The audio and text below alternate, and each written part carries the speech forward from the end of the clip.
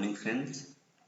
आज हम बात करने वाले हैं इलेक्ट्रोकेमिकल मशीनिंग की ईसीएम, जो कि एक नॉन कन्वेंशनल मशीनिंग प्रोसेस है। तो स्टार्ट करते हैं इंट्रोडक्शन पार्ट्स को। जो है ये नॉन कन्वेंशनल मशीनिंग है, इसमें मटेरियल रिमूवल करते हैं with the help of electrochemical process. अगर आपने 12th में इलेक्ट्रोप्लेटिंग पढ़ रखी होगी तो ये प्रोसेस जो है रिवर्स टू इलेक्ट्रोप्लेटिंग है। इलेक्ट्रोप्लेटिंग में हम क्या करते हैं, एनोड मेल्ट होता है और कैथोड पे जाके हमारी जो है क्या कहते हैं, सॉरी कैथोड मेल्ट होता है। I am not too much sure कि एक मटेरियल पर्टिकुलर मटेरियल मेल्ट होगा और दूसरे पे जाके उसकी लेयर चढ़ती जाएगी। लेकिन यहाँ पे क्या होगा, एक पर्टिकुलर मटेरियल मेल्ट तो होगा लेकिन लेयर नहीं चढ़ेगी, ये चीज हो रही है बस। ठीक है, ये process normally use for mass production और वो मटेरियल्स जो काफी हार्ड होते हैं और उनकी मशीनिंग थोड़ी सी डिफिकल्ट होती है, तो उनके लिए हमें प्रोसेस यूज कर लेते हैं। ठीक है, अगर हमें चाहे इंटरनल चाहे एक्सटर्नल किसी भी टाइप के अगर हमें ज्योमेट्री को मशीनिंग करनी है तो उसके लिए प्रोसेस काफी अच्छा है। हम इसमें केमिकल और इलेक्ट्रिकल एनर्जी दोनों का यूज कर सकते हैं। जो ईसीएम हमारी डिपेंड करती है वो फैराडे लॉ पे और थोड़ा सा ओम्स लॉ पे भी डिपेंड करती है, but mostly Faraday law dominates for removing of material. जो हमारा इलेक्ट्रोलाइट है इसमें यूज होता है वो भी काफी एसेंशियल रोल प्ले करता है। यहाँ पे डीसी पावर सप्लाई यूज होती है जिसकी वैल्यू 3 to 30 के बीच में वोल्ट के बीच में वेरी करती है। जो हम गैप देते हैं टूल और वर्कपीस के बीच में वो 0.5 mm होता है। यहाँ पे टूल को हम नेगेटिव देते हैं, मतलब टूल हमारा कैथोड होता है, वर्कपीस हमारा पॉजिटिव होता है, बीच से एनोड होता है।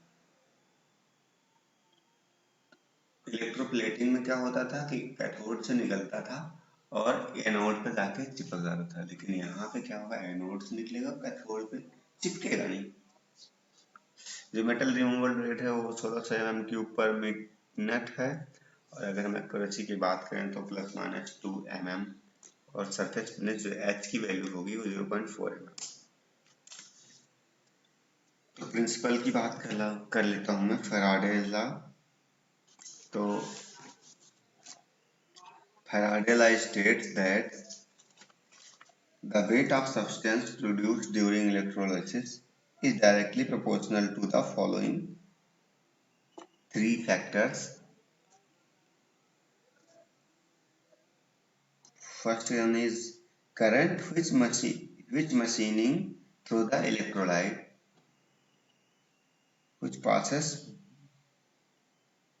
through the electrolyte during machining. ठीक है, second one is duration of time or time of electrolysis process, duration or time of electrolysis process, or we can say the length of time process, time of process. And the third one is equivalent weight of the metal which is deposited.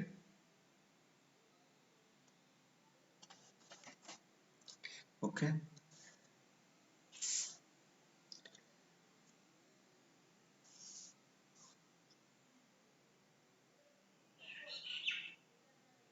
इसमें दो dissimilar metal होते हैं contact में, और anode जो होता है metal loose करता है। अगर हम यहाँ पे देखना चाहें तो ये हमारा जो ये हमारा टूल है, तो ये हमारा एनोड है, देख सकते हैं कैथोड है, सॉरी, ये हमारा वर्कपीस है, तो ये हमारा कैथोड एनोड है। ये बीच में हमने इलेक्ट्रोलाइट फिल कर रखी है, यहाँ से हम पावर सप्लाई कर रहे हैं। ये हमारा सर्वो मोटर है जो कि टूल को मूवमेंट दे रहा है। यहाँ से हम फिल्टर और पंप को जो हम इलेक्ट्रोलाइट को सप्लाई कर रहे हैं। तो इलेक्ट्रोलाइट के बारे में भी हम जानेंगे, इलेक्ट्रोलाइट का बहुत ही महत्वपूर्ण योगदान है, तो उसके बारे में हम थोड़ा आगे डिस्कस करेंगे। तो वर्कपीस हमारा क्या होता है, एनोड होता है, कैथोड होता है हमारा टूल, और इलेक्ट्रोलाइट क्या होता है, इलेक्ट्रिकली कंडक्टिव फ्लूइड होता है। कुछ प्रोसेस पैरामीटर्स के बारे में भी हम यहाँ पे देख लेते हैं। अगर पावर सप्लाई की बात करें तो डीसी टाइप की पावर सप्लाई हम यूज करते हैं, जिसकी वैल्यू 2 to 35 वेरी करती है, वोल्ट तक वेरी करती है। करंट की अगर हम बात करें 50 to 40,000 एम्पियर तक वेरी कराते हैं इसे। If we will talk about the current density, then it varies from 0.1 ampere per mm square to 5 ampere per mm square. अगर हम इलेक्ट्रोलाइट की बात करें तो मटेरियल NaCl NaO3 की NaNO3 temperature 20 to 50 degree centigrade के बीच में। फ्लो रेट की बात करें 20 लीटर पर मिनट पर 100 एम्पियर करंट। प्रेशर की बात करें 0.5 to 20 बार तक वैल्यू करता है। डाइल्यूशन जो इनका होता है 100 ग्राम पर लीटर टू 500 ग्राम पर लीटर। अगर हम वर्किंग गैप की बात करें इनमें तो 0.1 to 2 mm होता है। ओवरकट की बात करें तो 0.2 to 3 mm होता है। Feed rate 0.5 mm per minute to 15 mm per minute. Electrode material जो हम यूज करते हैं कॉपर, ब्रास, ब्रॉन्ज, इन तीनों को यूज करते हैं। और सरफेस की रफनेस RA जो होती है 0.2 to 1.5 mm। ये हमारा पूरा प्रोसेस है, आप देख सकते हैं। इलेक्ट्रोलाइट को हम यहाँ से फिल्टर करके रिसर्कुलेट करके फिर हम यहाँ से भेजते रहते हैं टूल के अंदर से। तो दो काम करता है इलेक्ट्रोलाइट, उसको हम आगे डिस्कस करेंगे। ये हमारा सर्वो मोटर के थ्रू ये हमारा टूल है जो कंट्रोल किया जाता है। ये हमारी वर्कपीस है, ये हमारा फिक्सचर है पूरा, ठीक है। यहाँ पे फिल्टर वगैरह लगा हुआ, प्रेशर गाज है, सारी चीजें, तो ये सब चीजें प्रोसेस ठीक होता है, इजी होता है। मेन सब सिस्टम की हम बात कर लेते हैं।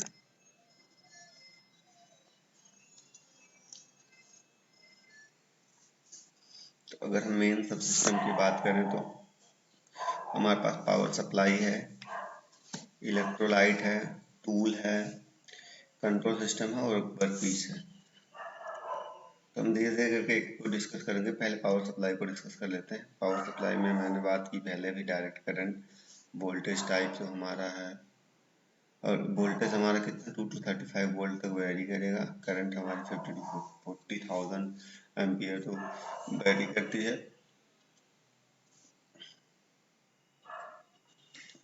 और करंट डेंसिटी की बात करें 20 ampere per centimetre square to 300 ampere per centimetre square.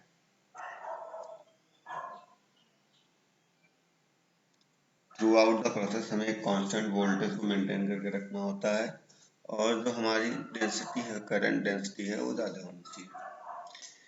बात कर लेते हैं हम इलेक्ट्रोलाइट की। जो हम कॉमनली इलेक्ट्रोलाइट यूज करते हैं वो हमारे हैं sodium hydroxide, sodium chloride, sodium chlorate, potassium chloride, sulphuric acid etcetera.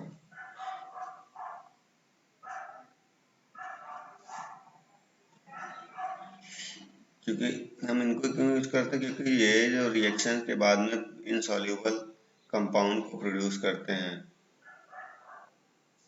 ये काफी जो है एसेंशियल है, इलेक्ट्रोलाइट बहुत ही जरूरी थिंग है इस पूरे प्रोसेस के लिए। Electrolyte process electrochemical machining process के लिए ये क्या करता है, इसके फंक्शन के बारे में अगर बात करें तो पहली बात तो ये कटिंग जोन में जो हीट आती है उसको कूल करता है, फिर आप कह सकते हैं हीट को दूर लेकर जाता है, और जो हमारा सर्किट है उसको कंप्लीट करता है, हाई करंट को फ्लो कराता है।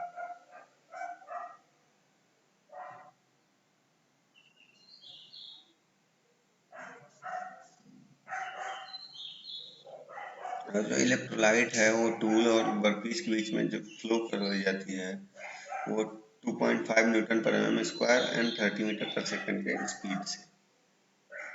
इलेक्ट्रोलाइट का मेन फंक्शन क्या है आप देख सकते हैं ECM में। पहला, it carries the current between tool and workpiece. Second one is it removes the product of machining and other insoluble products. जो बर्ड्स हमारे जनरेट होते हैं प्रोड्यूस होते हैं उनको रिमूव करती है वहां से।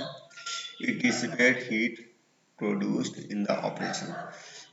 ये वर्ड पीस को कूल भी करती है टूल को, क्योंकि हीट को वहां से रिमूव करती है। The essential characteristic of electrolyte includes good electrical conductivity, non-toxic and chemical stability, non-corrosive property, low viscosity and high specific heat। आगे हम बात करते हैं टूल की। तो टूल जो हमारा है, the most common tool use material जो है ज़्यादातर हम यूज़ करते हैं कॉपर की, ब्रास की और टाइटेनियम की। कॉपर टंगस्टन का भी कभी कभी हम यूज़ करते हैं। स्टेनलेस स्टील भी यूज कर सकते हैं when electrolyte is made of salt of sodium and potassium।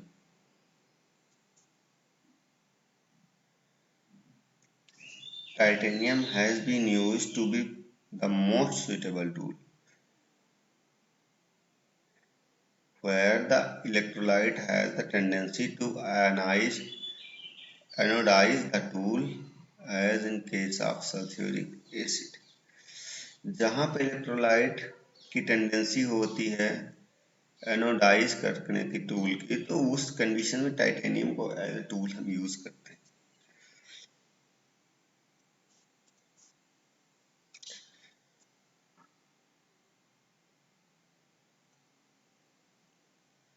The tool,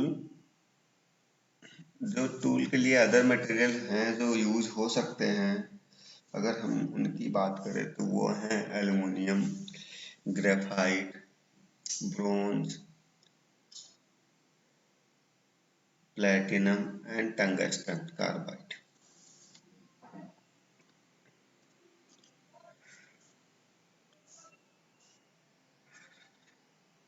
अगर हम बात करें कि हमारे वर्क टूल के एक्यूरेसी की, टूल की शेप क्या रहेगा, तो टूल की शेप की एक्यूरेसी ही हमारे वर्क पीस के एक्यूरेसी को अफेक्ट करेगी डायरेक्टली। इसलिए हमें जिस शेप में टूल चाहिए होता है, जिस शेप में हमें वर्क पीस चाहिए होता है, उसी शेप में हम टूल को डिजाइन करते हैं।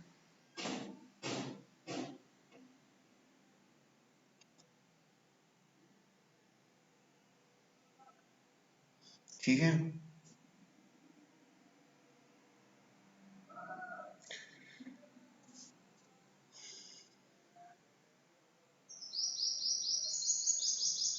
अगर टूल के शेप की देने की बात करें तो वहां पे हम दो मेथड का यूज करते हैं।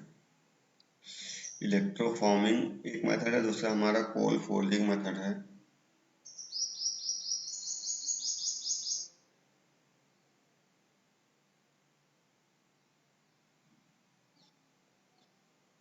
तो ये दोनों चीजें हैं जो मेथड है टूल को शेप देने के लिए हम यूज करते हैं। अगर हम टूल के रिक्वायरमेंट की बात करें, टूल का मटेरियल कैसा होना चाहिए, तो आप देख सकते हैं यहाँ पे, it should be good thermal conductivity, it should have good thermal conductivity, strength enough to withstand high pressure, इसकी जो स्ट्रेंथ होनी चाहिए काफी अच्छी होनी चाहिए। जो हमारा टूल होना चाहिए वो इजीली मशीन्ड होना चाहिए, मतलब उसकी मशीनिंग इजी हो थोड़ी सी, क्योंकि हमें पहले पहले टूल को ही शेप देनी है।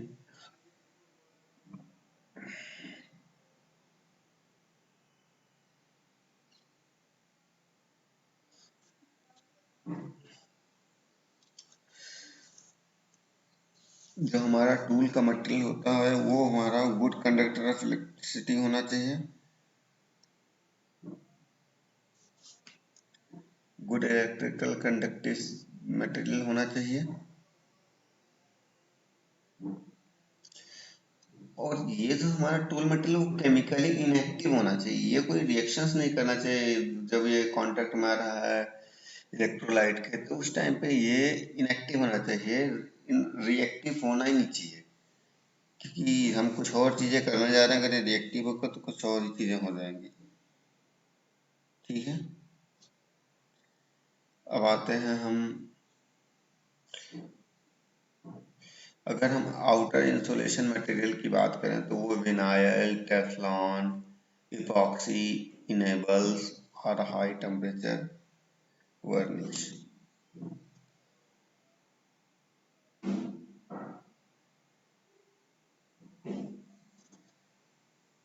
टूल कंट्रोल सिस्टम की हम बात कर लेते हैं कि टूल कंट्रोल सिस्टम कौन कौन से हैं। तो टूल को हम जो कंट्रोल करते हैं, कंट्रोल पैरामीटर जो हमारा है उसमें वोल्टेज आती है, इनलेट और आउटलेट प्रेशर ऑफ इलेक्ट्रोलाइट है, what is the temperature of electrolyte है। ये सारी चीजें क्या करती हैं, टूल को कंट्रोल करती हैं। और जो हमारी करंट होती है ये भी इन सारे पैरामीटर्स पे डिपेंड करती है और फीड रेट पे भी डिपेंड करती है। वर्कपीस की बात करते हैं हम, जो कि हमारा एनोड है। यहाँ भी वर्कपीस जो हमारा होना चाहिए वो भी गुड कंडक्टर ऑफ इलेक्ट्रिसिटी होना चाहिए, so it is almost limited to metals only. तो अगर हम बात करें तो केवल और केवल हम मेटल्स की ही मशीनिंग कर सकते हैं ईसीएम में, क्योंकि mostly metals he good conductor of electricity होते हैं।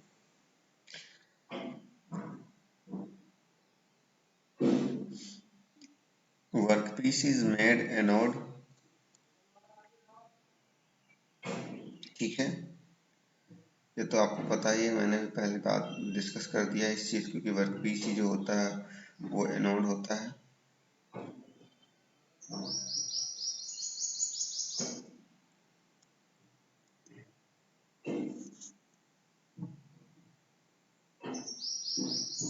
जो मटेरियल होता है वर्कपीस का वो रिमूव होता है ड्यू टू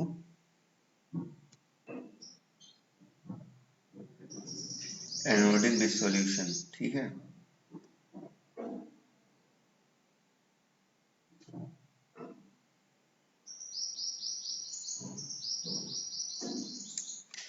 आगे चलते हैं हम, स्पेशलाइजेशन एंड स्पेशलाइज्ड एप्लीकेशंस क्या क्या, डाई सिंकिंग के लिए भी हम यूज करते हैं इसको,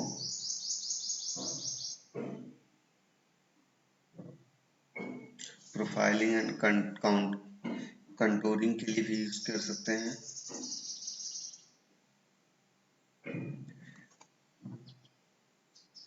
प्रिपेनिंग के लिए भी हम यूज करते हैं,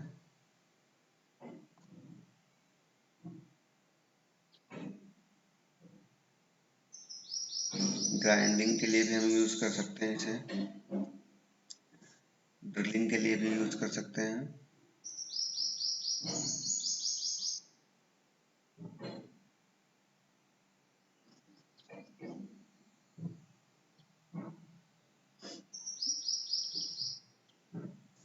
माइक्रो मशीनिंग और पल्स ईसीएम में भी इसका हम यूज करते हैं, ठीक है।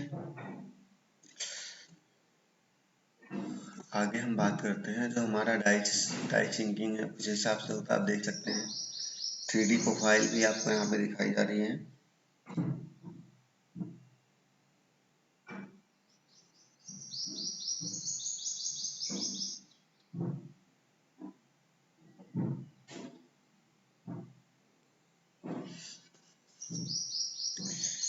और ये ड्रिलिंग प्रोसेस है जो कि आप देख सकते हैं कैसे ड्रिलिंग प्रोसेस होता है। और मोस्टली ड्रिलिंग प्रोसेस हम जो प्रोसेस दिखाया था ईसीएम का, वो भी ड्रिलिंग प्रोसेस पे ही डिपेंड था। देख लेते हैं अब हम क्या है इकोनॉमिक्स एंड प्रोडक्ट्स क्या क्या है। The process is economical when the large number of complex identical products are to be made. अगर हमें मास प्रोडक्शन करना है तो उस टाइम पे हमारा ये प्रोसेस काफी इकोनॉमिकल है।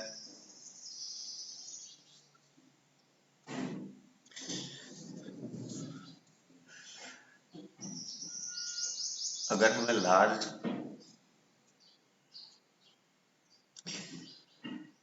बहुत सारे कैविटीज को बनाना है तो ये जो हमारी ईडीएम प्रोसेस है, ईडीएम का आप लोगों ने भी पढ़ा नहीं है तो उसके बारे में हम डिस्कस करें। ईडीएम से 10 गुना तेज वर्क करता है ये, तो इसलिए काफ़ी ज़्यादा इकोनॉमिकल भी है।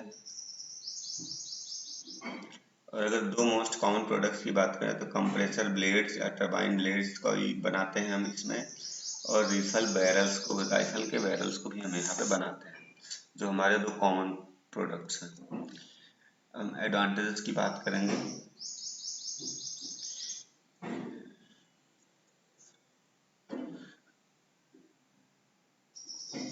अगर 2D में कॉम्प्लेक्स शेप्स को बनाना है तो उसके लिए ईसीएम बेस्ट मेथड है। डुप्लीकेट पार्ट को आसानी से हम बना सकते हैं।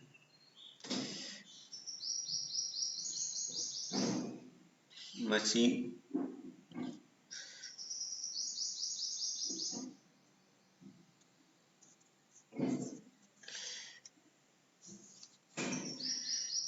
ज्योमेट्रीज की मशीनिंग थोड़ी सी डिफिकल्ट हो जाती है।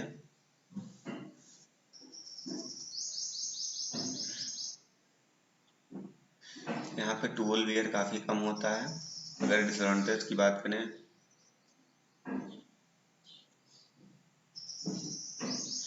इनिशियल टूलिंग थोड़ी सी डिफिकल्ट होती है, टाइम कंज्यूमिंग प्रोसेस है और कॉस्टली भी है थोड़ा सा इनिशियल टूलिंग।